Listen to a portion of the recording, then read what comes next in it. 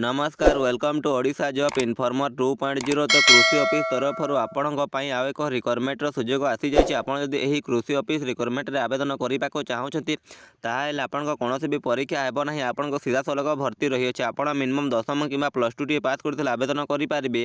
आपण age limit देखा गले आप मिनिमम एज 18 वर्ष मैक्सिमम एज 50 वर्ष होता आप आवेदन करेंगे।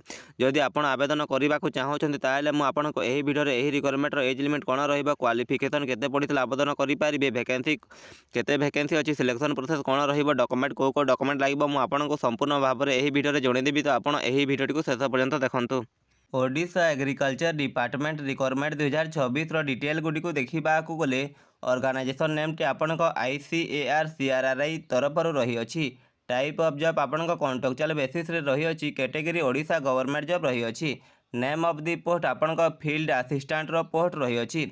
एप्लिकेशन मोड आपण वॉक इन इंटरव्यू आपण सीधा जाइए इंटरव्यू टी देखिए सिलेक्शन टी नहीं पारे। Who can apply all Odisha candidate आपण आवेदन करेंगे। प्लेस ऑफ दी पोस्टिंग देखा गले आप ICAR-CRRI कटक रे ही आपण पोस्टिंग टी रहिबो। इंटरव्यू डेट आपण 12 जनवरी 2024 रही अछि। तो आप यही दिन जाइए इंटरव्यू टी देखिए सिलेक्शन टी नहीं पारे। बोथ मेल और फीमेल कैटेगरी होता आप यही पोस्ट पर आवेदन करेंगे। Odisha agriculture office requirement 2024 eligibility criteria गुडी को देखा गले आपण एजुकेशनल क्वालिफिकेशन आपण ग्रेजुएशन टी करथिबे किंबा आपण +2 टी पास करथिबे किंबा आपण किसी भी डिग्री कंप्लीट करथिबे ताले आपण एही पोस्ट पे आवेदन करि पारिबे। एज लिमिट देखा गले as per CRRI department official notification age limit age on date of interview आपण मिनिमम एज 18 वर्ष होते आप आवेदन करेंगे और मैक्सिमम एज 50 वर्ष रु कम होते आप आवेदन करेंगे। Age relaxation as per government rule हिसाब से जदि आप OBC कैटेगरी होते ताल आपको 3 वर्षर एज रिलैक्सेशन दिज्व। ST SC PWD होते 5 वर्षर एज रिलैक्सेशन दिज्व। एक्स सर्विसमैन होते 5 वर्षर एज रिलैक्सेशन दिज्व और PWD ST SC होते आपको 15 वर्षर एज रिलैक्सेशन टी दिज्व। सैलरी देखा गले आपको पर मंथ 18,000 टंका सैलरी दिज्व जोटा कि आपको बेसिक पेटी रहिबो।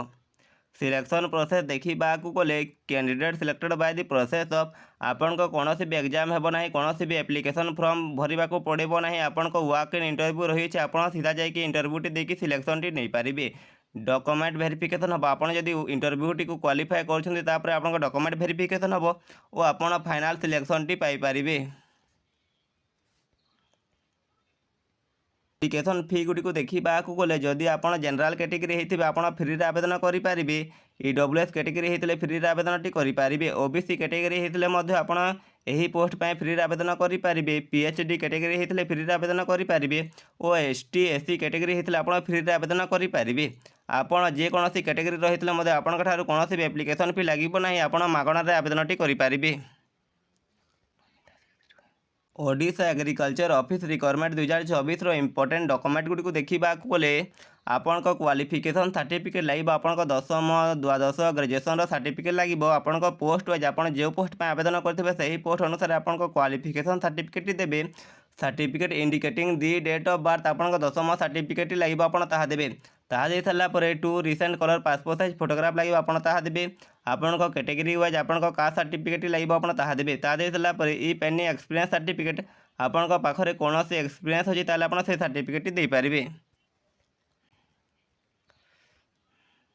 Odisha agriculture office requirement 2024 important date गुडी को देखा गले आपण इंटरव्यू डेट और टाइम देखा गले आपण इंटरव्यू टी 12 जनवरी 2024 दिन हेब। आपण यही दिन जाइए इंटरव्यू टी दे पारे। आपण समयटा है 10:30 आप सकाल 10:30 जाइए इंटरव्यू टी देखिए सिलेक्शन टी नहीं पारे। आपण एड्रेस टी है ICAR-CRRI कटक ओडिशा। आपण यही एड्रेस जाइए इंटरव्यू टी देखिए सिलेक्शन टी नहीं पारे। आपन को यही वीडियो रे किसी इनफॉरमेशन मिली ताल आप यही वीडियो को लाइक करके आम चैनल को सब्सक्राइब करदे एमती जॉब रिलेटेड वीडियो देखा।